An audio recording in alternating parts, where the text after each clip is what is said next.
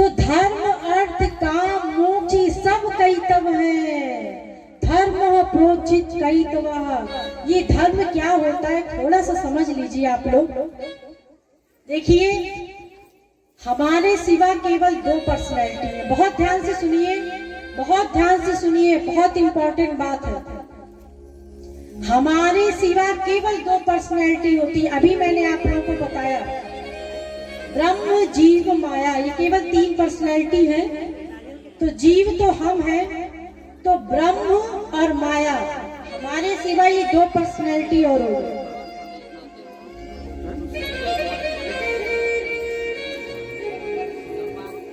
तो हम दो ही चीज को धारण कर सकते हैं, या तो ब्रह्म को धारण कर सकते हैं या माया को धारण कर सकते हैं। बस जब हमारे सिवा दो ही पर्सनैलिटी है तो हम दो ही चीजों को धारण कर सकते हैं, या तो हम भगवान को धारण करेंगे या माया को धारण करेंगे, क्योंकि तीसरी कोई चीज है ही नहीं हमारे सिवा। तो हम क्या धारण करें? ये जो हमें शरीर दिया गया है, एक होता है शरीर का धर्म और एक होता है आत्मा का धर्म। दो ही धर्म होते हैं, एक शरीर का धर्म, एक आत्मा का धर्म। शरीर का क्या धर्म है? माइक धर्म। माइक धर्म मतलब आगंतुक धर्म, जिसको अपर धर्म भी कहते हैं, यही माइक धर्म है। और दूसरा है भगवत धर्म, जो आत्मा के कल्याण के लिए है, उसको पर धर्म भी कहते हैं। तो एक हो गया माइक धर्म, एक हो गया भगवत धर्म। तो एक हो गया हमारे शरीर का धर्म, एक हो गया हमारी आत्मा के कल्याण का धर्म। तो जीव केवल इन दो चीजों को ही धारण करेगा। तो शरीर के लिए भगवान ने ये माइक धर्म बनाया है। ध्यान दीजिए, आप लोग सबसे बड़ी गलती यहीं पर करते हैं। हम लोग शरीर तो भगवान को दे देते हैं और आत्मा संसार में दे देते हैं, मन संसार में देते हैं। क्यों? क्योंकि ये मन माया का बना हुआ है। अब माया का बना हुआ है तो माया के ही पीछे भागेगा। तो हम ये मन संसार को दे दिया है हमने, और शरीर से आरती पूजा पाठ सब कर रहे हैं, जबकि हमें मन भगवान को देना है और ये शरीर से हमें सारे कार्य करना है। तो हम अपना वास्तविक धर्म भूल गए, हम अपनी आत्मा का धर्म भूल गए कि हमारी आत्मा का धर्म क्या है। संसार में हम माँ बाप बेटा स्त्री पति बना बना करके आनंद ढूंढ रहे हैं और शरीर से आरती पूजा कर रहे हैं। उल्टा धर्म हमने अपना लिया है। तो सबसे पहले पर धर्म को अपनाना है, भगवत धर्म को अपनाना है, अपने आत्मिक कल्याण के लिए, अपनी आत्मा के कल्याण के लिए। और शारीरिक धर्म जो आवश्यक है, खाना खाना जरूरी है, खाना खाइए, घर में रहना जरूरी है, छत के नीचे रहिए, लेकिन जो अनावश्यक हम एकत्रित करते चले जा रहे हैं, वहां पे हमें दंड मिलेगा भगवान के यहाँ।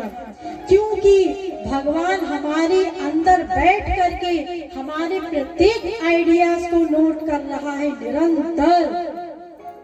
या आत्मनि तिष्ठति, वो हमारी आत्मा में समाया हुआ है, सब जगह है। एको देवः सर्वभूतेषु गूढ़ः सर्वव्यापी सर्वभूतांतरात्मा कर्माध्यक्ष सर्वभूताधिवासा साक्षी चेता केवलो निर्गुणश्च।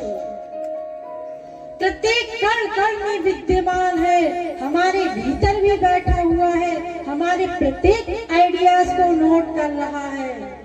और हम मंदिर में जाकर के कहते हैं झूठ झूठ भगवान से, कि त्वमेव माता च पिता त्वमेव, कि तुम हमारे माता हो, तुम ही पिता हो। और संसार में हम माँ बाप बेटा स्त्री बना बना करके आनंद ढूंढ रहे हैं।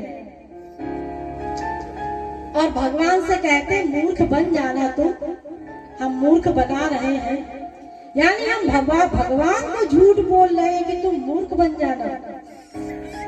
जब हम हाथ जोड़ करके कहते हैं कि तुम ही हमारे माँ हो, तुम ही हमारे पिता हो, तो एक मन ये भी कह देता है एक माँ हमारी घर में भी है, एक हमारा बाप घर में भी है, और तुम ही हमारे धन हो। इतना बड़ा झूठ।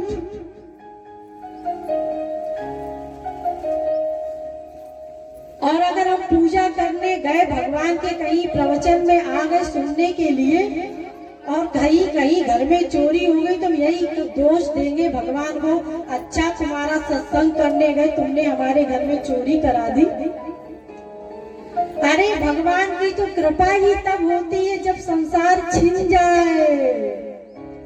भगवान कहते हैं यस्याह मनुग्रहिणामि हरिष्ये तद्धनम शनैः, मैं जिस जीव पर कृपा करता हूँ उसका संसार छीन लेता हूँ। इसको मानने की किसी की हिम्मत है? किसी की हिम्मत नहीं है। यहाँ जितने भी लोग बैठे हैं किसी की हिम्मत नहीं है। यहाँ तक कि हम कहते हैं पूरे विश्व में भी केवल वास्तविक संत को छोड़ करके, साधारण बाबाओं की बात नहीं कर रही मैं, श्रोत्रिय ब्रह्मनिष्ठ महापुरुष की बात कर रही हूँ। केवल वास्तविक संत को छोड़ करके कोई भी जीव ऐसा नहीं होगा जिसका सांसारिक नुकसान हो और वो कहे बड़ी भगवत कृपा हुई, बड़ा अच्छा हुआ हमारी बीवी मर गई, बड़ा अच्छा हुआ हमारा बेटा मर गया। बल्कि अगर हम कोई भगवत कार्य करते हैं और हमारा लॉस हो जाए तो सबसे पहले भगवान संत को ही गाली देंगे। अरे अगर मान लो आपने किसी संत को अपने घर में बुलाया, बड़ा आव भगत की, और जैसे ही उस वास्तविक संत ने आपके घर के दरवाजे पर प्रवेश किया और पहला कदम ही आपके घर के अंदर रखा, किसी का बेटा मर गया जिसके घर के अंदर पैर रखा, तो हम में से कोई ऐसा नहीं है जो कहेगा बड़ी भगवत कृपा हुई। सब कहेंगे ये संत है, ये तो महापापी है जिसके पैर रखते ही हमारा बेटा मर गया, हमारा बाप मर गया, हमारी बीवी मर गई, हमारा पति मर गया। क्या किसी की हिम्मत है ये कहने की कि बड़ी भगवत कृपा हुई कि संत के चरण पड़े और हमारा संसार छिन गया? किसी की भी हिम्मत नहीं है। फिर हम कैसे भगवान के भक्त हैं? भगवान का तो भक्त वही है कि लवण विशार्दमपि यश वैष्णवाग्रह, कि 1/100 सेकंड के लिए भी भगवान से मन पृथक ना हो। तो संसार छीनना यही भगवत कृपा है।